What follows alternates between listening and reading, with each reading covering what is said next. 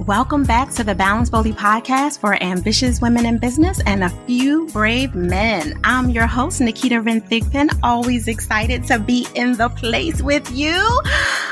Oh, deep breath in, deep breath out. Listen, we are here. We are in my favorite month of the year, minus July, which is my birthday, because if you've been following the BBP, you know I'm all about being intentionally selfish. So at this point, at the time that you are hearing this, I just came off of another one of my annual 6-week self-locations, doing all the personal development work that I'm supposed to do for myself so I can stay at the top of the game and be here fully for you, not posturing, not posing, not in my ego, but always in fun, play, and informative. And today, I have someone who is absolutely special. You guys that are familiar with the BBP for years now know that I am a professional stalker, secretly, and I have absolutely been loving on this woman. She is bringing very serious information in the most fun way. She has charisma, character, and she just happens to be a really dope woman with a major, impactful mission that I happen to benefit from because I'm her target market. So there's that part. All right. I want to bring for you, Eleanor Beaton. She is phenomenal. The CEO and founder of SafiMedia, an education and coaching company for women entrepreneurs. She has a mission to make sure that women entrepreneurs stop playing small, that you value yourself, your time, your life, and your business, and give everything its position, rightfully so, in the place that it should be, so you can have 1 million and up and be as impactful as you're supposed to be in this world. Eleanor, welcome to the BBP. How are you today? I am feeling joyous, and I am so honored to be here with you and your incredible community. Thank you. I'm excited to have you. So everything I said was 100% true. You are doing the thing. I was looking at one of your, it was probably in the last week, and you spoke to my heart when you were talking, I think it was on Instagram or LinkedIn, one of the platforms that I'm stalking you on.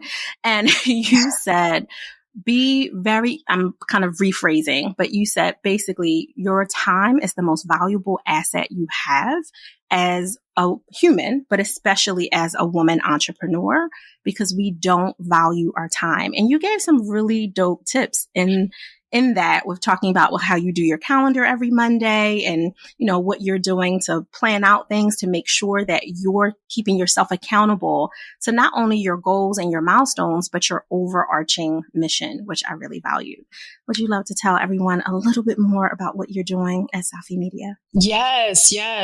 So SafiMedia, the vision of this company, I mean, I've had this vision since I was a kid, really. It's really about advancing a model of economic growth that nourishes the planet one woman-owned business at a time.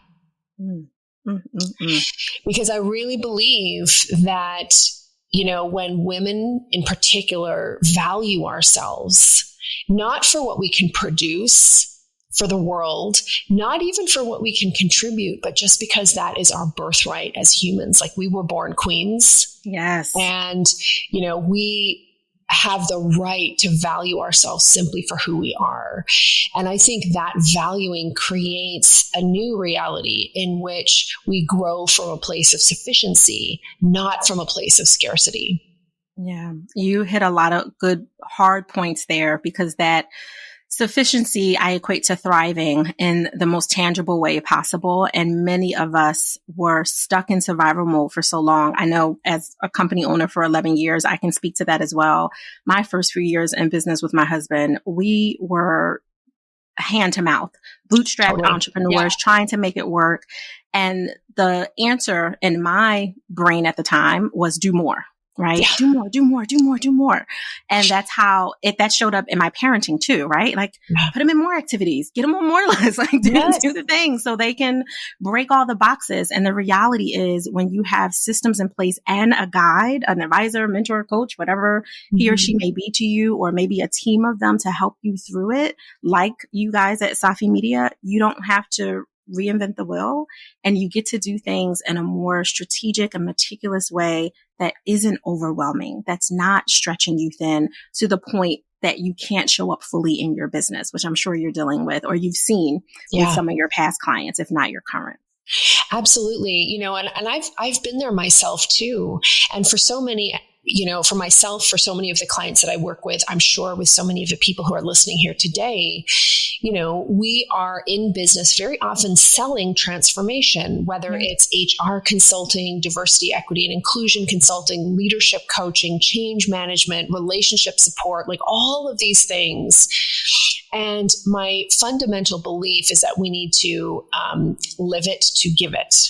And I had to have a CTJ with myself at one point where I was like, my friend, my sweetheart, my girl, my queen, you are selling leadership and you are living in scarcity.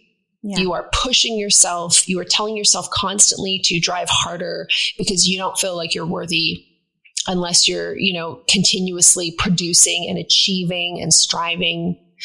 And you need to stop this. And what was so interesting is when that happened, when that was my model, every time I accomplished a goal, I didn't feel successful. I felt relieved. Right. So I think, when we talk about balancing boldly, like for me, it has really been about having your favorite word, boundaries, like boundaries with myself. Mm-hmm. And really, talking to myself about this idea of sufficiency, of space. And that's where some of the time management stuff comes from. It's like, let's make sure, like this summer, for instance, I took an experiment where I took my top prime producing hours of the day, which are 9 a.m. to 11 a.m. Mm-hmm. And I decided to give them back to myself. Nice.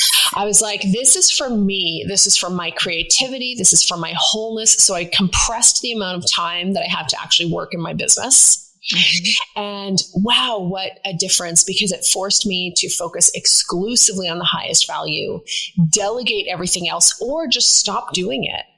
Yeah. And wow, what a difference. But, when you talked about your 6-week self-lovecation, yes, girl, you said it right too. Okay, I'm like, oh my gosh, what is that? That sounds amazing. But it's like, you're different. Mm-hmm. You're a different human. The way your availability to show up for people is so different when we give this to ourselves, and we keep thinking we need to earn it. And that comes from scarcity, because Absolutely. We're not worth it. So we have to do something to earn it. And it's like, no, you can just do it right now. Mm-hmm. You can just do it right now. Listen, Eleanor, you are about to make me throw a shoe across the room. And I mean that with love. Those come to Jesus moments, I've definitely had more than my fair share. And I'm a minister as well. So it's also really hilarious when I'm like, look, Lord, come on now. Right now. So it's me and God, it's me and me. Right? Like, all of it. But God knows their children. So there's that part. And all of our specialness.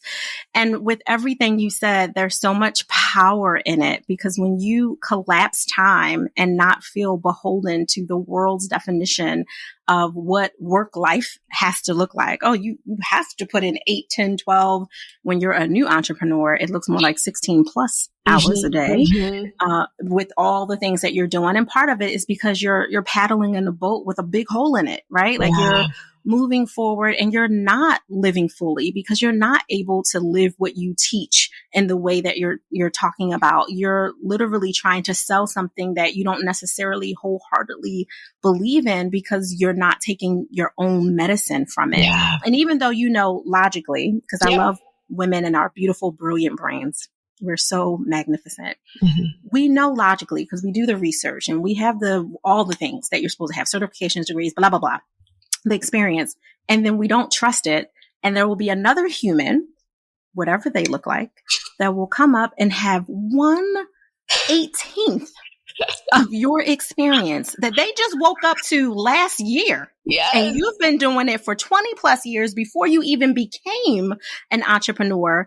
And you will sit there in awe trying to figure out how they have the audacity to do what they're doing, and seemingly successful partially. And I'm not talking about the scammers. I'm not talking about the people, right, who have done it that way. I'm talking about the people who woke up yesterday to whatever their experiment with their dream is, but they believed in it. They took the medicine. They were doing the work for 6 months, a year, 2 years, compared to your 25, and they were rocket shipping, usually because they have someone guiding them.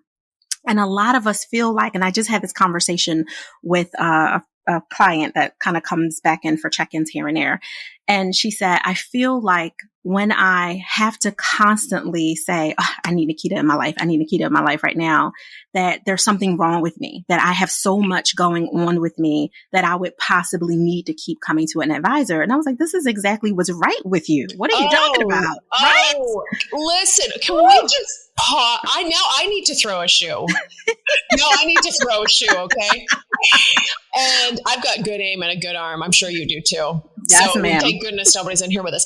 But what, I want to pause there because again, I think that comes from this heart of deficit. Mm-hmm. And there's so many cultural, socio-political reasons, right? That we may feel that way as women of color, like that we may feel that way, right? So that's a thing. Yes. For sure. And it makes us feel like when we need support, it's because there's something missing, because we've been raised to value ourselves less. Mm-hmm. And then when we need the support, but I want to share something really interesting. So my, a family member of mine married into an extremely privileged white family. Like they had been privileged for multiple generations. Mm-hmm. And here's what I noticed. So then one of their sons was going to where my mother is from, which is the Fiji Islands, and they were going there. And he reached out to ask, to say this, and then to ask for all of these, look, do you have connections in this, that you could make some introductions for him? And my mom was like, what is this? Like, make introductions for, and I was like, Mom, privilege always, they don't question. Of course they would find an easy way. Of course they are worthy of all the help. Yeah. And you know what? Let's take something out of that book, Mom. And so to me, that's the same factor, which says, because I have this extraordinary support, I'm missing something. And I'm like, no, we need more than enough support, more that we are worthy of so much support that it just brims over and we have so much extra and we live in a state of expansion and spiritual luxury where our cup is overflowing all the time. Right? Me. I'm gonna stay in my seat, right? And not jump up and do a praise dance, because you're 1,000% on it. Seriously, we often, especially as women, will not feel worthy of help because we feel like it makes us look weak, instead of seeing the strength in vulnerability, the strength in the ask, the strength in the boldness to have audacity to say, you know what? Who do I know? Who do I know that could be connected to and might possibly have an inroad in whatever that facet is, especially if you happen to be a listener who has a B2B company, right? Where you're trying to get into other companies.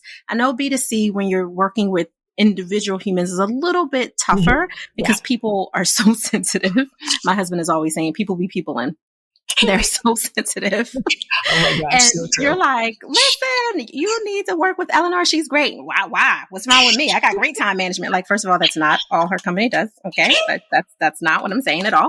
And I think you are a good fit to be elevated by someone who owns a massive empire like SafiMedia. That's the reason for the connection, but we take things so personal when it's not a company to company connection, instead of seeing like, wow, Naketa, Lisa, Tom, David, they really saw something in me to match me or connect me or refer me to this other human that is doing big things. And if we could just get out of our own way and break our own box of whatever expectations, those private, expired, non-serving expectations we have of how things are supposed to work, because they don't work for us. Yes. That's not what they were set up for in the first place, which is a whole soapbox. Let me pull it back. Oh my God, it's so hard sometimes.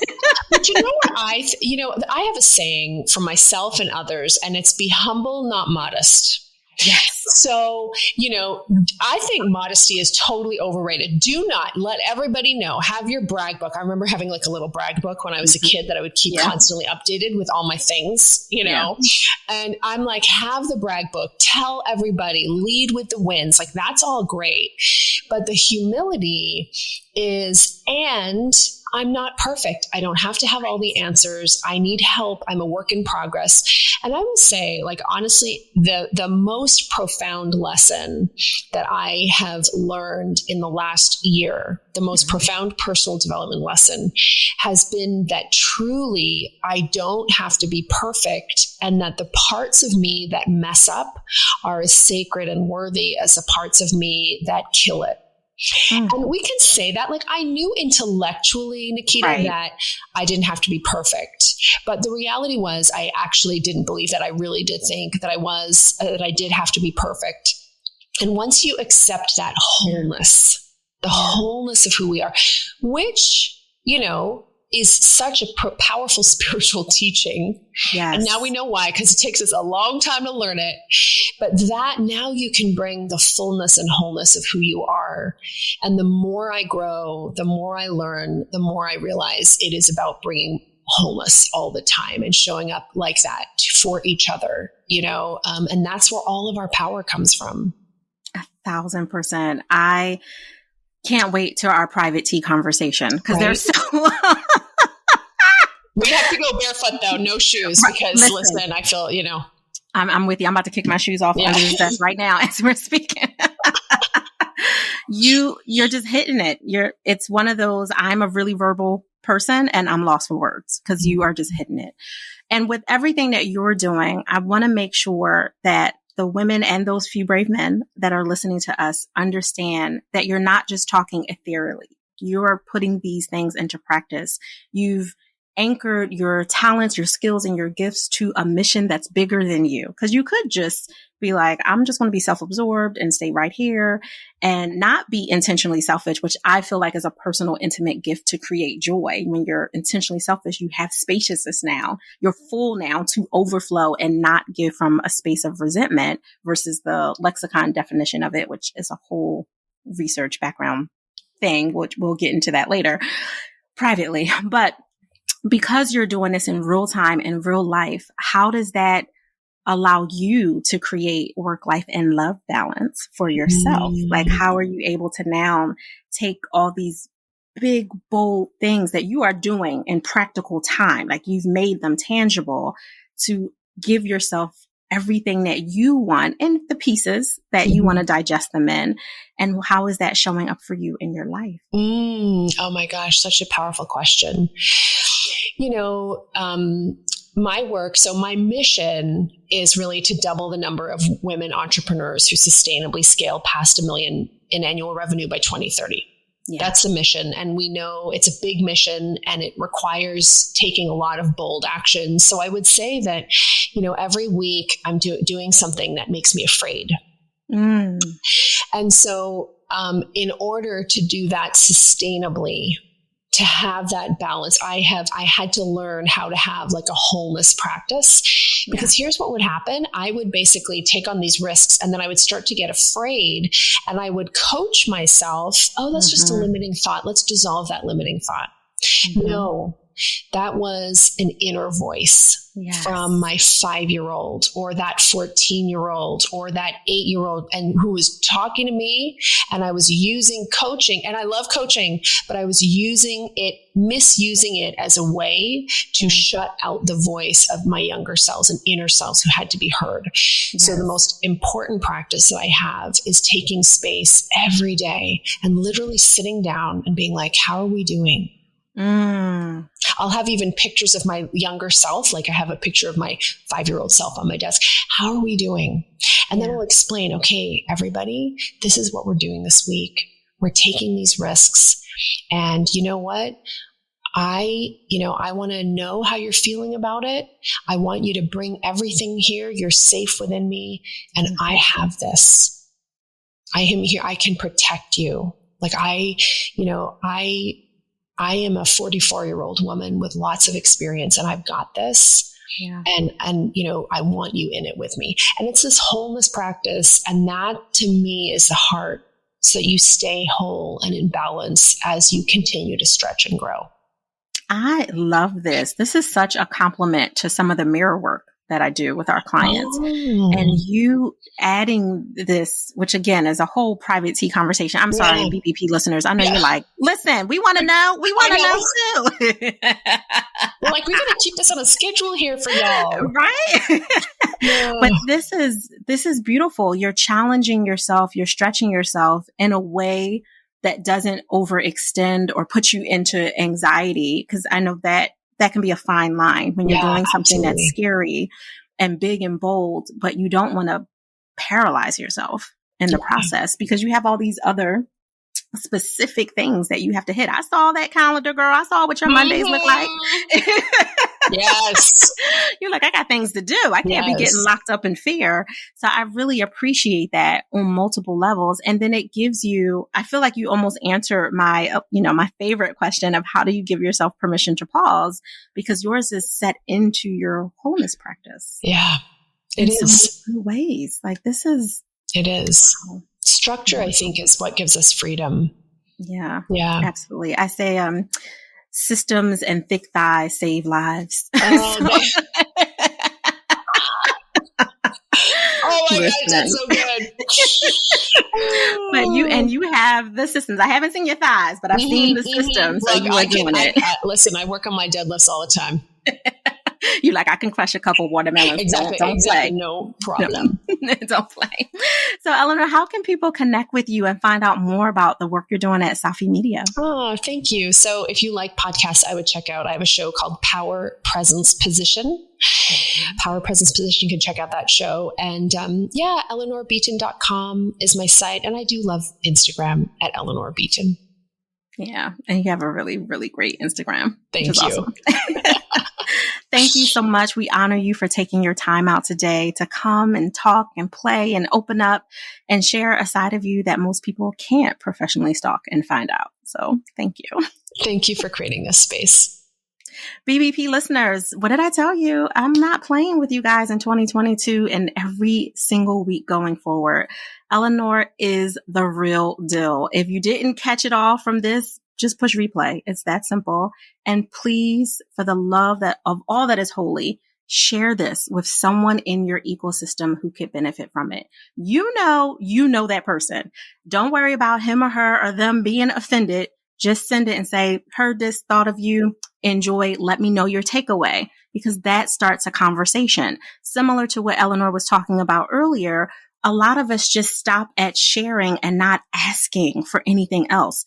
That person you haven't talked to in the last 4 months, that lead that you had in that you think could also benefit from that, use this episode, share it with them. I thought of you. Such and such was a good point. Pull something out, make it a conversation, and then seal it with a bow by saying, would love to hear your feedback. Let's have tea in the next couple weeks and talk about it, or coffee or whatever. Do it virtually, do it in person, do whatever your soul is calling you forth to do, but just do it.